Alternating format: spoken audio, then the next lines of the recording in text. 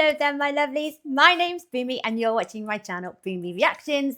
Now, today, guys, we need our weekly dose of Mr. Ballen, I think. Our spooky stories. He is such an amazing storyteller. I actually feel like I'm kind of there and we're sitting around a campfire and Mr. Ballen's telling us spooky stories.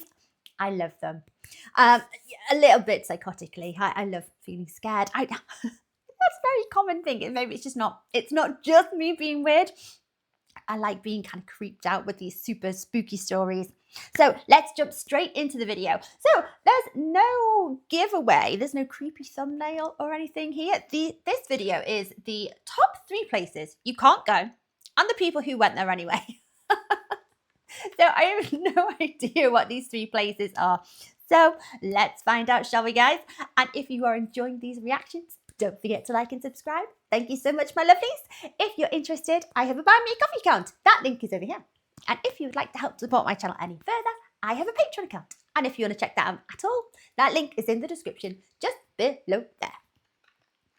Today, we're going to look at 3 places you can't go and people who went there anyways. But before we get into today's stories, if you're a fan of the strange, dark, and mysterious delivered in story format, then you come to the right place because that's all we do and we upload 2 or 3 times every week. So if that's of interest to you, the next time the like button asks you to be a reference on their job application, say yes, and when the company calls you, proceed to tell them how unqualified and terrible the like button is. Also, please subscribe to our channel and turn on all notifications so you don't miss any of our weekly uploads. All right, let's get it. I think this might actually be an old Ballen video. You know, I think this one, did it say earlier, about 4 years old? Into today's stories. I've only just noticed this as a part 25 as well. I haven't watched the other 24 parts. It won't matter when behind the partition. On Friday, August 21st, 2020, 58-year-old Aristides Polino was driving back to his home in Miami, Florida in his police SUV after completing a midnight shift. Aristides was a 25-year veteran of the Miami police force, and over the last 2+ decades, he had routinely done midnight shifts, so this was nothing new. When he got to his house, he parked his SUV in the driveway, and like always, he went right into his house. He didn't talk to his wife, Clara, or his son. He just went straight up to his bedroom and immediately fell asleep. About 4 hours later, at 5 p.m., Aristides woke up, and he expected to hear his wife's voice somewhere in the house. So at 5 a.m.? Very early bird. When he didn't, and the house was just totally silent, something told him that something was off. So he climbed out of bed, he put on his clothes, and he went downstairs to look for his wife.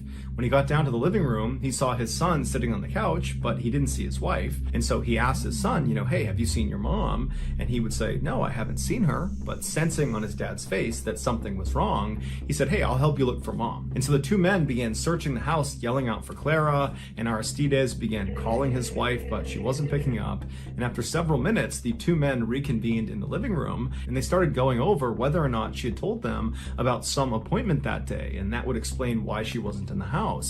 At 5 a.m.? But after talking about it, they decided that she didn't have any appointments and she should be home right now. And so the men decided, maybe she went outside and she's talking to a neighbor, or, she went for a walk and she's talking to somebody on the road. And so they decided they would go outside and search the outside of the property. When they got outside, Aristides went towards the back of the property and his son went towards the front, down towards the driveway. And so as Aristides is making his way around the back of the property, he hears his son scream out for help. Aristides comes running back around the property and he sees his son standing in the driveway with the door of his police SUV wide open. 4 hours earlier, after Aristides came home, he parked his police SUV right in the driveway like he always did. And for some reason, he left the car unlocked. And so he goes in the house and he falls asleep. And while he was sleeping, Clara, who was home, she exited the house and walked down the driveway to his SUV. She opened up the door and went inside. It's believed she was looking for something, although we don't know what she was looking for. And while she was in the back of his car fishing around for whatever it was she was looking for, the door she had entered the vehicle in shut behind her. And because this is a police SUV, the back seat was designated for suspects. And so the back 2 doors did not open from the inside. Oh no, I was wondering which door is it that she was climbing into, and then I thought, why would she be getting in the back passenger seat? If she was looking for something, maybe. Oh gosh, and it's locked behind her. Oh no. And there was a very thick partition separating the back seat from the front seat. Yes, so Clara yeah. could not just reach over the seats and honk the horn to get someone's attention. I didn't know that was actually referred to as the partition. Is that really dense? And Clara did not have her cell phone, so she couldn't call anyone for help.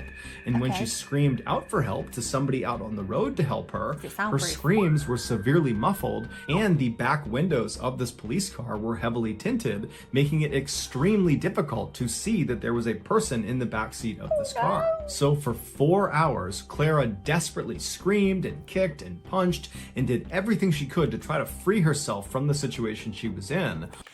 I mean, at this point, it's not a desperate scenario, is it? Because, yeah, I mean, it sucks. You're going to be trapped in the back of a police SUV until someone comes out in the morning and hopefully walks past and maybe spots you in there, or comes looking for you because they've noticed you're not in the house. So, Clara, surely, you know, it's not a state of alarm. It's more of an annoyance. It's more of just a annoying, sucky situation, right? All the while, the temperature inside the car continued to go up. Oh no! The SUV was parked in full sunlight, no shade whatsoever, and the temperatures that day were over 90 degrees Fahrenheit. And so by the time Clara was ultimately discovered, the inside of that SUV had effectively become an oven. Aristides ran over to his vehicle and he pulled his wife out and he started doing CPR on her, but it was too late. She had died of heat stroke. Her death was ultimately ruled an accident. Does this count as the top 3 places you can't go, but the people who went there anyway? That's an accident, isn't it? British brain, or generally odd days, the temperatures in cars don't really get too hot unless we're having a heat wave. But we're talking about Florida. That hadn't even entered my head. Oh my gosh. So what kind of time? This would be morning time, maybe, surely? Oh, it's just such a tragic accident. Oh, poor Clara. The movable belly. On May 22nd, 2021, a father and his young son were out for a walk in their small suburban town just outside of Barcelona, Spain. When they reached their downtown, they were going to turn around and walk back home, but the boy pleaded with his father to make a quick stop at the old theater.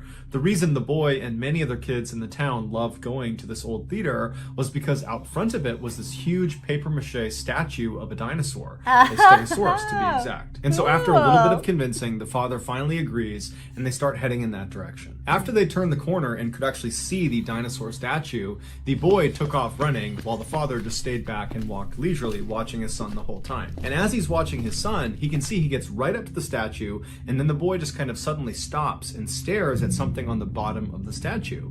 And so the father notices his son has seen something peculiar enough to make him stop and stare, and so he yells to his son, "Hey, what do you see?" And the son just points at the back right leg of the statue. And so the father thinks this is really weird, so he jogs up to his son and he crouches down right next to him and looks in the direction his son is pointing. And at first, the father believes all his son is pointing at is this fairly obvious crack on the outside of the statue on the back right leg. Okay. And he's thinking his son has just noticed that the statue is kind of falling apart. Yeah. But as he's looking at this crack that his son is pointing at, he realized his son was not pointing at the crack. He was pointing at what was behind the crack, what was inside the dinosaur statue. And when the father realized what he was looking at, he grabbed his son, stood up, and ran in the other direction and called emergency services. I mean, what is it that he saw? How bad can it be? I'm thinking maybe the worst case scenario is maybe like a naked man, in which case, yes, you would take your child and run away. Maybe, I know, what the hell has my mind just gone to? A few minutes later, the police and fire department show up in front of this old theater. They get out and they go up to the statue and they confirm what's inside this back right leg. Afterwards, they go to their trucks and they get out chainsaws. Eventually, they were able to carve a big enough square on this back right leg that they were able to remove the thing that the father and the son had seen originally, and that was a dead man's body. Not much is known about this dead man, except that he was a 39-year-old man who his family had reported missing a couple of days before he was actually found. While we don't know this for sure, it's believed he decided to crawl inside the statue when he realized the belly of the dinosaur was movable. Now, it's not entirely clear how he figured that out. Either the belly was already moved and he saw the opening and so saw the opportunity to crawl inside for some reason, or he was poking and prodding at the statue and discovered the belly was movable, moved it aside, and then again seized the opportunity and crawled inside. But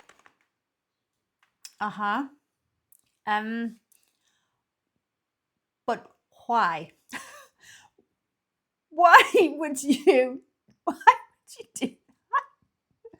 I kind of expect that more from kids messing around and, you know, oh, just spotted that you can actually get inside the statue. Let's make it a Trojan horse kind of thing.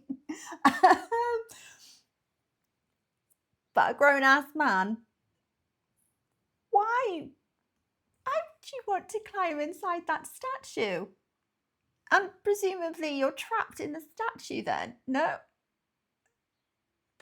But either way, the man crawled inside the statue, and then once he was in the dinosaur, his phone slipped out of his hand or slipped out of his pocket, and then instead of falling out of the dinosaur onto the ground, it fell inside the dinosaur and slid down the inside of the statue until it fell into the bottom of the bottom right-hand leg. And so that would suck. It's like a weird situation that just keeps getting worse. Again, how did they know that he had willingly crawled inside the statue? Or maybe, you know, maybe someone got him and, you know, he was like a murder victim, and maybe the gross killers hid his body in the statue. I don't know. But what's happened to him while he's inside here? So the man decides to go after his phone, and so on his belly, he slides over to the back right leg, and then he begins lowering himself head first into the leg, reaching for his phone. And so as he's kind of slowly lowering himself down, using his legs to pin himself inside the statue, he gets closer and closer, and he's almost about to grab his phone when his feet lose their grip, and he slips and falls head first all the way to the bottom of this back right leg. I think maybe I'm not understanding the size of the statue. Maybe it's a lot bigger than I think. I know our phones are precious, absolutely, but that's a lot more effort than I think I'm willing to invest into getting my phone. I think I'd cut my losses at this point and just be like, it's gone. It belongs to the dinosaur now.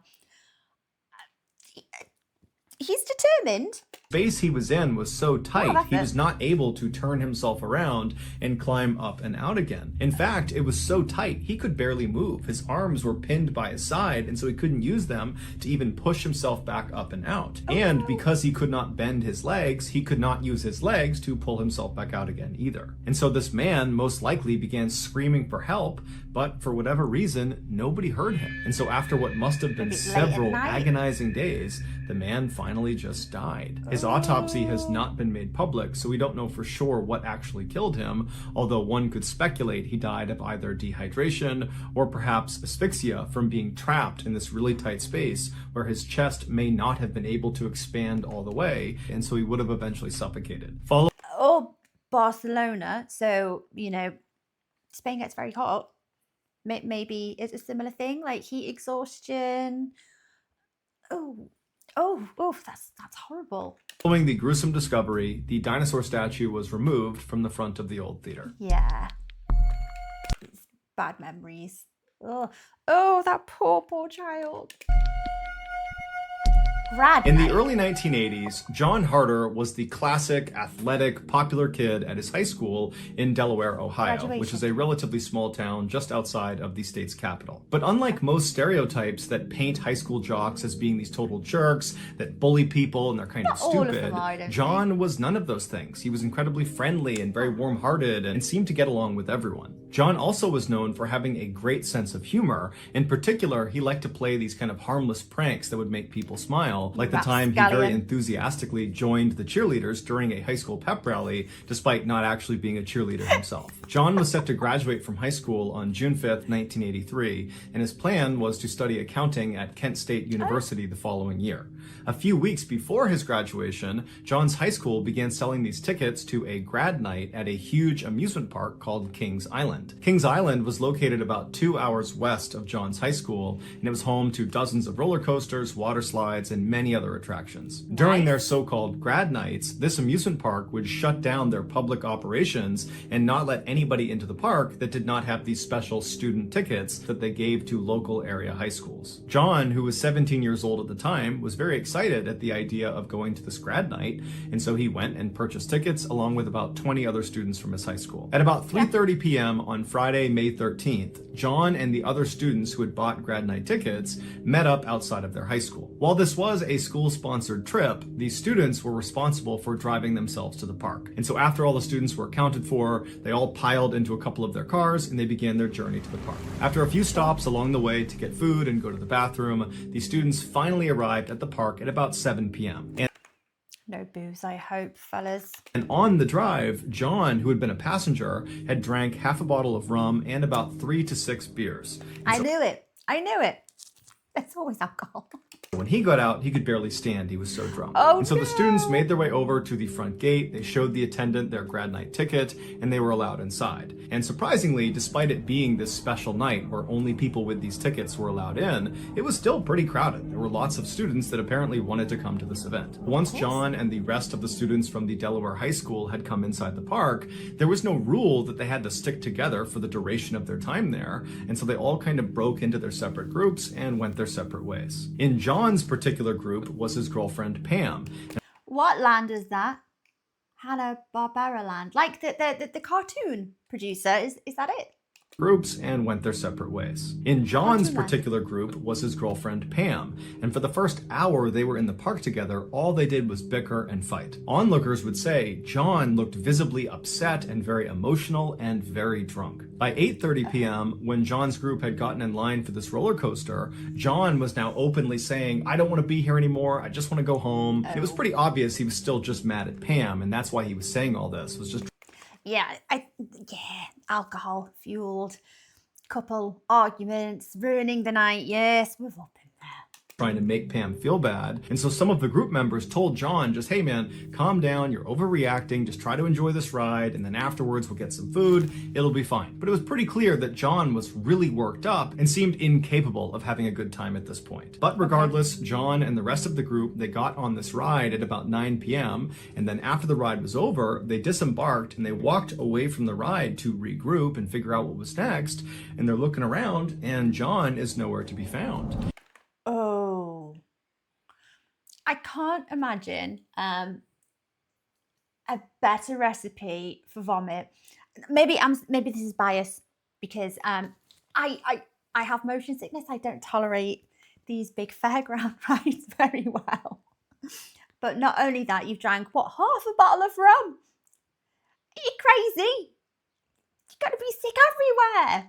And so after waiting for a few minutes and actually walking around looking for him, they decided that, you know what, he was really upset before he got on this ride. He probably just wanted to walk away and be by himself for a bit.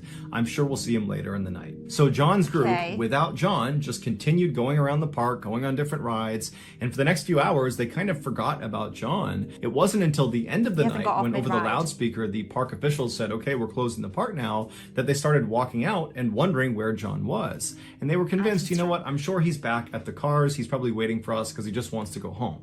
No, guys, you need to go and look for him. He's very, very vulnerable right now. No, emotionally, yes, and because he is sloshed. So they leave the park, they get out to their cars in the lot, and John's not there.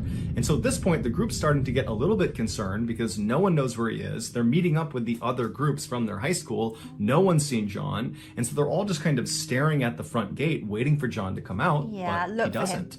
And then eventually the lights in the park start shutting down and the security guard comes out front and locks the front gate. You need to tell the guys that run that carnival, you need to tell them that your friend may be still inside. Oh, this is before the time of mobile phones as well, so you can't even pick up your phone and message or phone, text. And that's when the group knew they had a problem. Yeah. After an extensive investigation by police, this is their best guess as to what happened to John. After John and his small group rode that roller coaster around 9 p.m., John very quickly disembarked the ride before anybody else in his group could see him. Okay. And then John stumbled his way towards the replica Eiffel Tower that this park was famous for. This tower stood at about 300 feet tall and was built to be an exact replica of the Eiffel Tower in Paris, France.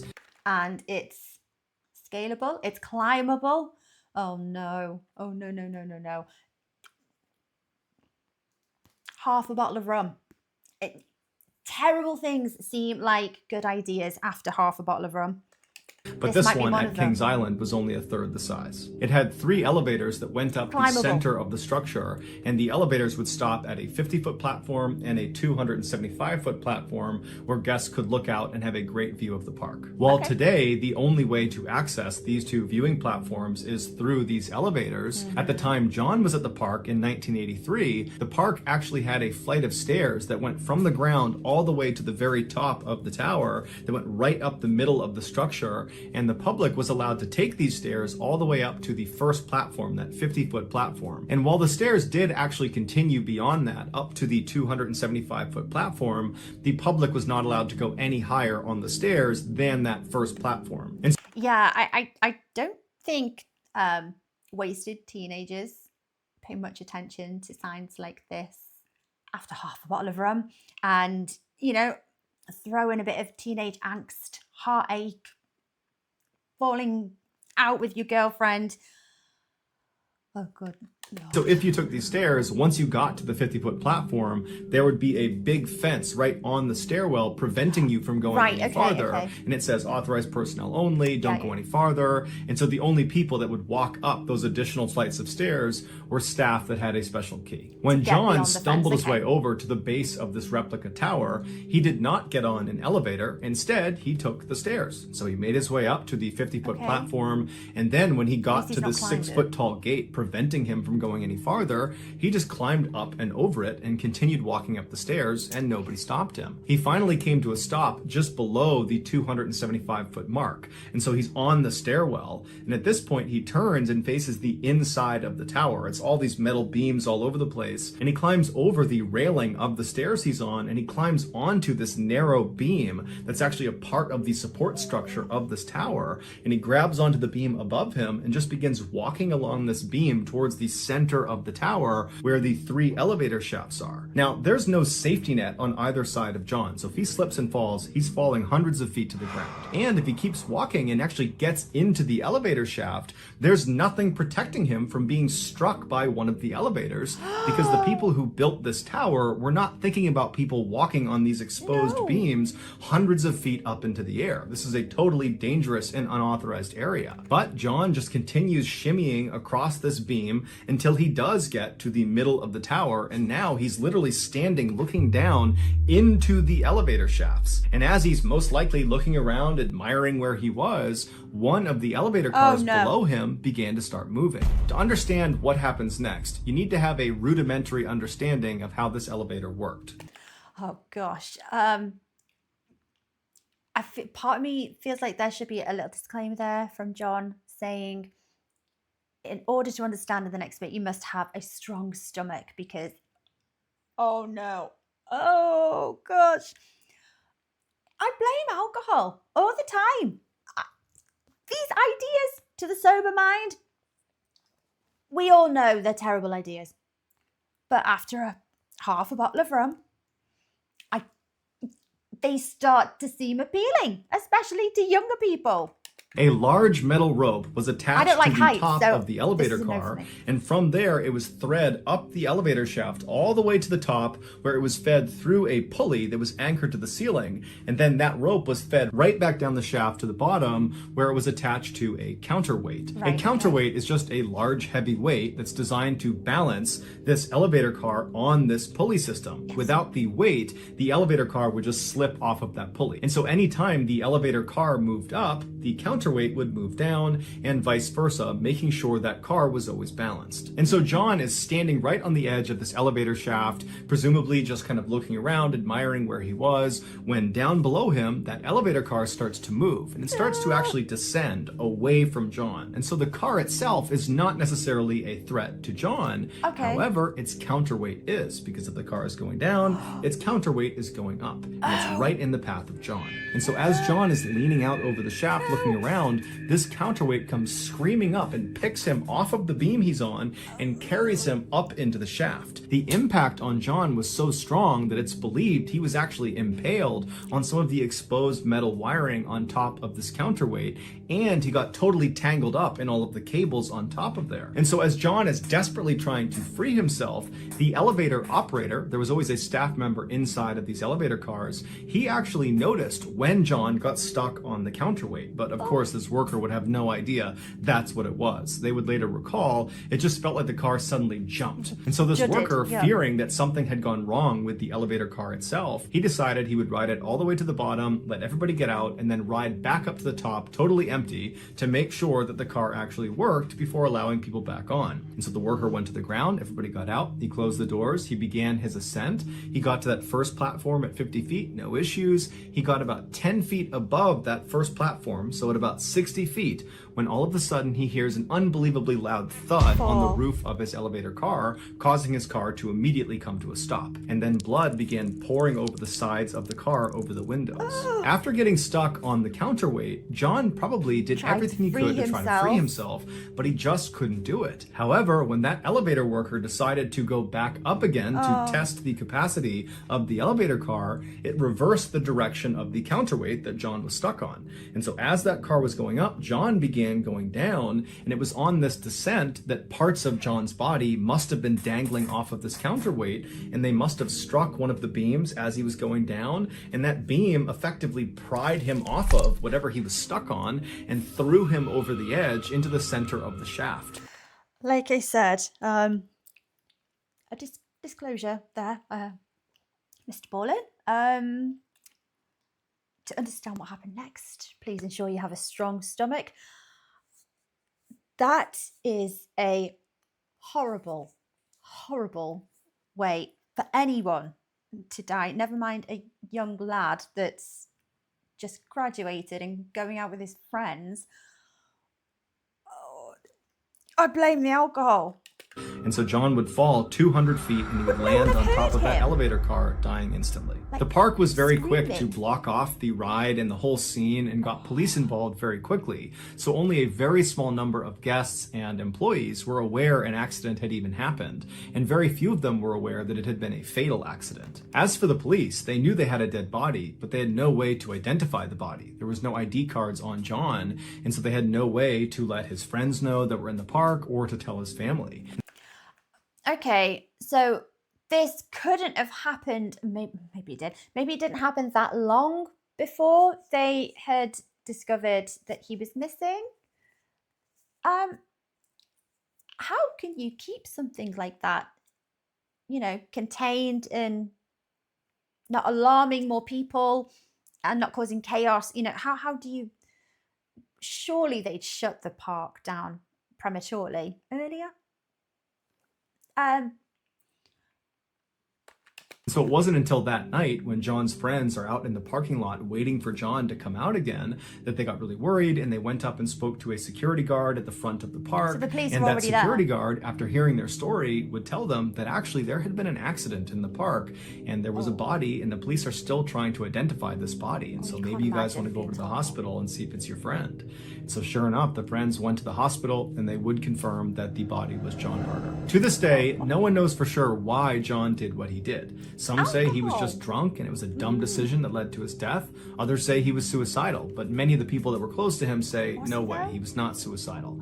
And other people say, you know, John, he loved attention, and so perhaps this was a dangerous stunt gone too far. But regardless of his reasons, John had clearly intentionally entered an area that was off limits, and it got him killed. So that's going to do it, guys. If you found the secret in today's episode, let us know in the comment section what it is and where you found it. So give us the timestamp. And if you're the first to do that, we'll pin you at the top of the comment section. If you got something out of today's episode and you haven't done this already, the next time the like button asks you to be a reference on their job application, say yes. And then when their company calls you, proceed to tell them how unqualified and terrible the like button is. Also, please subscribe to our channel and turn on all notifications so you don't miss any of our weekly 2 or 3 video uploads. We are now selling merchandise like flannels, hats, mugs, stickers, a whole bunch of stuff. If you want to buy official Mr. Ballen merch, go to shopmrballen.com. Also follow our shop's Instagram page. The username is shopmrballen. There you will find all upcoming promotions one of the and old deals. flannel shirts. If you want to get in touch with me, you can direct message Always me on very Instagram or on Twitter. My username for both platforms is the same. It's johnballen416. I also have a ton of content over on TikTok where my username is Mr. Ballen. We also have a second YouTube channel called Mr. Ballen Shorts where we post random short videos and lost episodes. If you have a story suggestion, please submit it to our subreddit just called Mr. Ballen. It's linked in the description below. So whether I see you on Twitter, Instagram, TikTok, Reddit, YouTube, or some combination, just know that I really appreciate your support. And until next time, that's going to do it. See ya. See ya. I'm glad Mr. Ballen rounds off those videos with his description of the like button. It kind of cheers it back up. I have never ever noticed one of those little secret things going on in his video, ever. Even after I know that I could be looking out for them, I still don't know them. I choose to believe it's because I'm very immersed in the story. My attention is just on visualizing this story. But yeah, I've never spotted one of those. Well done to those who do spot them. Never. Not even aware of them. What a awful, horrible, horrible way to die. I'm going to say it again. I blame alcohol. It's the alcohol. Normally things that no one would dare to do in their sober mind, because it's just a dumb idea. And then all of a sudden, half a bottle of rum later. Seems really quirky, really fun. Let's give it a go. How daring everyone think I am. Would no one have heard? I know it's allowed. It's a theme park, isn't it? So there's lots of noise going on. But as somebody inside that miniature little Eiffel Tower building, would you not have heard? It must echo. It's a elevator shaft. There must be echo to some extent. How did no one hear that? Oh gosh, it's horrible. It's like one of those moments from the Final Destination films. Oh, they make me paranoid. This is going to make me paranoid now. Not that I would climb a miniature Eiffel Tower building. I don't like heights. So from the word go, that would be an absolute no for me. It's so sad.